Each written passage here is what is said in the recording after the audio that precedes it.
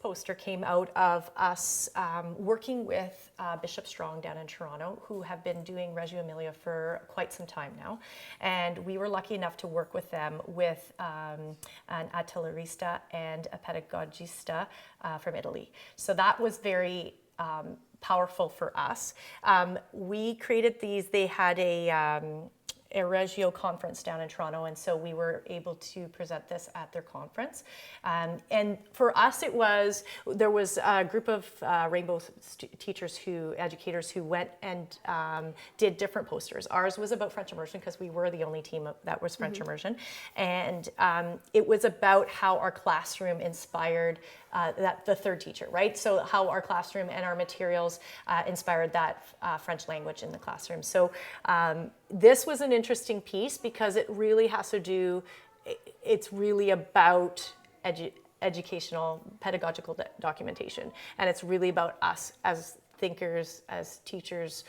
Why is it important for us? Why do we need to look at materials in classroom environment to help change the way children, the way we look at things. And so that was really important for our own growth in pedagogical documentation. It was a long process.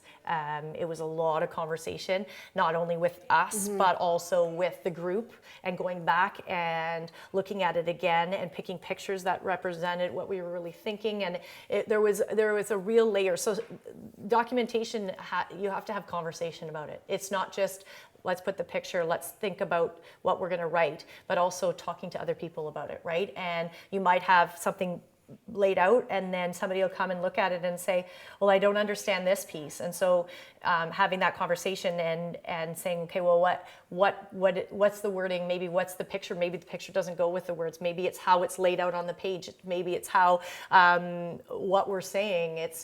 So it's not a really quick and easy thing. Sometimes you have to take long periods of time to look and really think about things. And it's not a judgment call on you as an educator, right? I find a lot of people are afraid to show it. They're afraid to share because going public with it, and because they think, oh, it's not going to be good enough. They're not going to like it. They're not going to understand it. What if it's not a judgment call, because you want the best presentation. Like, you only have a page, and you only have so much room for words, and you want to get that point across. So this piece would definitely inform them of why our classroom looks this way, right? Why is it natural materials? Why is it play-based? Why is it using materials that are not, that you wouldn't typically see when we were in kindergarten, right? So this would inform parents, definitely, and we've had several parents read it and talk to us about it.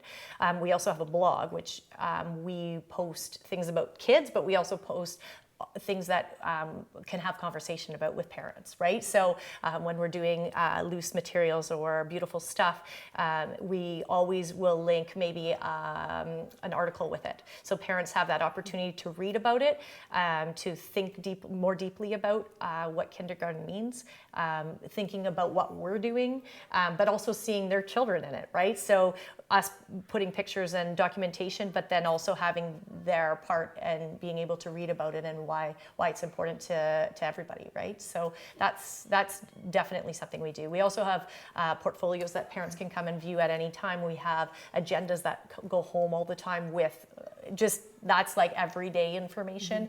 But there's lots of ways that parents can connect. We have bulletin boards outside that all parents who are picking up daycare, we have lots of kids in daycare, so they're able to look and interact with that stuff, and that's important too. But it's really interesting because this year we really put it out to other students in the school. And so we were, at the beginning of the year, we were doing a whole bunch of research on deserts, which was interesting. And we put a picture out there. The kids picked a picture that they wanted to put out there, and we put a whole bunch of sticky notes, and kids were able from all over the school were able to comment on what they thought that was about.